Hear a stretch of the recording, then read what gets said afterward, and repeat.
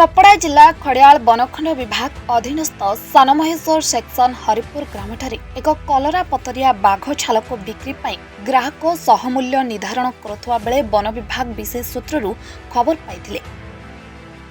ଘଟଣାସ୍ଥଳରେ ଚଢ଼ାଉ କରି ବାଘ ଛାଲ ଜବତ କରୁଥିବା ବେଳେ ବାଘକୁ ମାରି ବିକ୍ରି କାରବାରରେ ଲିପ୍ତ ଥିବା 5 ଅଭିଯୁକ୍ତଙ୍କୁ ଗିରଫ କରିଛନ୍ତି। ଅନ୍ୟ 2 ଅଭିଯୁକ୍ତ ଘଟଣାସ୍ଥଳରୁ ଫେରାର ହୋଇଯାଇଛନ୍ତି। ଚାନ୍ଦପୋଲ ସେମାନଙ୍କୁ ବନଖଣ୍ଡ ଆଇନ ଧାରାରେ ସେମାନଙ୍କୁ ଗିରଫ କରି କୋର୍ଟ ଚାଲାଣ କରାଯିବ ବୋଲି ଆଜି ସାମ୍ବାଦିକ ସମ୍ମିଳନୀରେ ବନଖଣ୍ଡ ଅଧିକାରୀ ଅଜିଜ ଖାନ ପ୍ରକାଶ କରିଛନ୍ତି। ଏହି ଚଢ଼ାଉରେ ଖରିଆର ଏସପି ମହମ୍ମଦ ସାହଳିଆ, ରେଞ୍ଜର ସଂସ୍କୃତି ବଡ଼ନାୟକ, ଫରେଷ୍ଟର କନ୍ଧପି ସୁନାନୀ, ନରେଶ ଦଣ୍ଡସେନା, ମିତାରାଣୀ ସାହୁ, ପ୍ରସନ୍ନ ହଂସ ପ୍ରମୁଖ ସାମିଲ ଥିଲେ। तारीख दिन आम गोटे ऑपरेशन करूँ जो 2 जन अभियुक्त को कलरा पथरिया बाघ छाल सहित धरा जाइछि। हरिपुर गाँव तांको आनी आम पचरा पचरी कला परे आउ 3 जन अभियुक्त को मध्य आम धरीछु। तो टोटल एबे 5 जन आम कस्टडी रे अछंती जो मानन को कोर्ट चालान करा जीवो।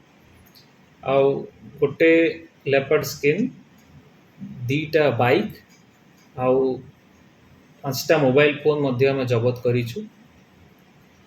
आउ 2 जन फेरार अछंती जो मानन को धरिबार उद्यम चलीछि। यार पई इन्फॉर्मेशन हमकु उदंती सीतानदी टाइगर रिजर्व रो स्टाफ माने देइथिले, जहाँ को बेस करिकी आम ये ऑपरेशन टा करिथिलु। डीलटा हरिपुर गाँव रे हेइतिला। आउ डील हेला बेले ही से मानन को धरा जाइतिला।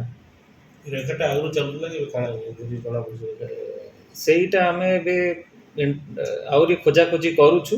आउ जहाँ जते बेले इन्फॉर्मेशन आसीबो आमे निश्चय आपण मानन को केतेटा बाघ छाल थिला गोटे धरा पड़ी। आम फर्दर इंट्रोगेशन भी करूछु कि खोजा खोजी करूछु कि आउ किछि थाई पारे कि एबे जे एमती हमको सूचना मिलिनी, किंतु मिलिले आम निश्चय ता उपरे कार्यानुष्ठान करिबो। नूआपड़ा जिल्लारू हरिराम करुआ, ओडिशा संकेत।